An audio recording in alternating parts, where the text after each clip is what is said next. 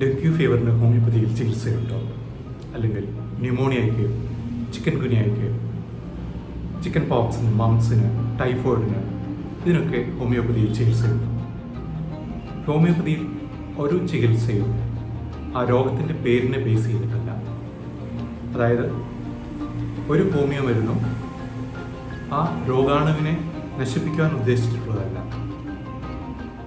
ഏത് രോഗമുണ്ടാകുന്നതിനും ആ രോഗിയുടെ രോഗപ്രതിരോധ ശക്തി അതിനു മുൻപേ ഒരു മാറ്റം സംഭവിച്ചിട്ടുണ്ടാകണം.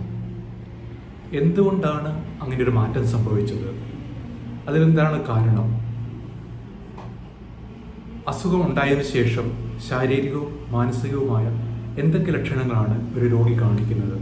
എന്തൊക്കെ പാത്തോളജിക്കൽ ചേഞ്ചസ് ആണ് ആ രോഗിയുടെ ശരീരത്തിൽ ഉണ്ടായിരിക്കുന്നത്? ഇതിനെ ഒക്കെ ബേസ് ചെയ്തിട്ടാണ് ഹോമിയോപ്പതിയിൽ ചികിത്സ നൽകുന്നത്. അതുകൊണ്ട് തന്നെ ഓരോ അസുഖത്തിനും ഇന്ന മരുന്ന് എന്നൊന്നില്ല.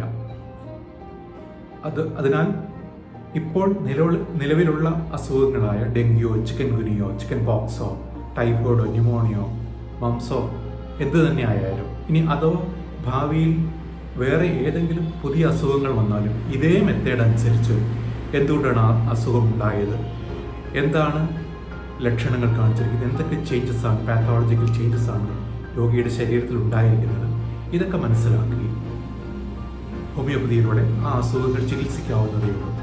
ഇങ്ങനെ ചികിത്സിക്കുമ്പോൾ മറ്റ് ഏത് ചികിത്സാ രീതിയേക്കാൾ വേഗത്തിലും അസുഖം ഭേദമാകുന്നതുമാണ്. ഇതിനെക്കുറിച്ച് കൂടുതൽ നിങ്ങൾക്ക് അറിയണമെന്നുണ്ടെങ്കിൽ കമൻറ്റ് ബോക്സിൽ മെൻഷൻ ചെയ്യുക. കഴിയുന്നത്ര ചോദ്യങ്ങൾക്ക് ഞാൻ ഉത്തരം നൽകുന്നതാണ്. Thank you.